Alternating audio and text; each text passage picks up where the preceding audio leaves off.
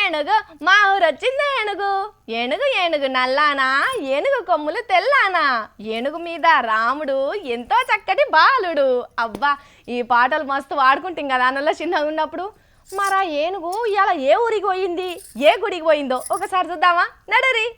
అబ్బరకొండ బంద వస్తువు ఉన్నాడు కదా గజరాజు. అయ్యా గజేంద్ర దిగునాయన చిన్నగా. అమ్మ దిగినవా ఇక నడివిగా పోదాం గుడికి. అగో చిన్న చిన్నగా పక్క పంట సైకిల్ మోటార్లు ఉన్నాయి ఆయనతో వాటిని దొక్కేవు. అయ్యలు ఇక తానం చేపియ్యి మా గజేంద్రునికి. నీళ్లు పడుతుంటే చల్లగా అనిపిస్తున్నట్టున్నది అందుకే నిమ్మలంగా కూర్చున్నది. అయిపోయిందా ఇక మేకప్ సురువు చెయ్యండ్రి. హగ్గా చూసినారలా బుడ్డ బ్రష్లు అందుకొని ముద్దుగా బొట్లు ఎట్లా పెడుతున్నారో మన గజేంద్రుడు కూడా నిమ్మలంగా నిలబడ్డాడు. అయితే ఈ ఏనుగు కర్ణాటక ఏనుగటనుల్లా అయితే తూర్పుగోదావరి జిల్లాలున్న పిఠాపురం కాడ సీతారామాంజనేయ ఆశ్రమానికి పట్టుకొని వచ్చిర్రు. అయితే ఈడ హనుమంతుని గుడి కాడ ఉత్సవాలు చేస్తారట. అయితే ఆ పండుగకు సీతారామాంజనేయులను ఏనుగు ఎక్కించి ఊరు తిప్పాలని కర్ణాటకలున్న మైసూర్ పట్నంకెళ్ళి తీసుకొచ్చిర్రు ఏనుగును.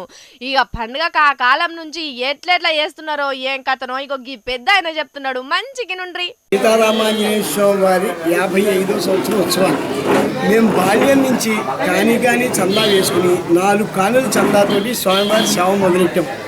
ఈవేళ స్వామివారి దినదినాభివృద్ధి అయ్యి ఒక 5-6 లక్షల రూపాయలు ఖర్చు పెట్టి స్వామివారి సేవ చేసుకునే అనుగ్రహాన్ని కలగజేశారు. అగనట చిన్నప్పటి సంది పండుగ చేస్తున్నారట. ఈసారి ఇంకా మంచిగా చేయాలని ఏనుగు తెప్పించి పండుగ ఇంకా మంచిగా చేస్తున్నారట. కానీ ఏనుగు మస్తు మంచిగా ఉన్నది కదా అనల్లా చెప్పినట్టు ఇంటున్నది. వీళ్ళు కూడా మంచిగా రంగులేసిండ్రు.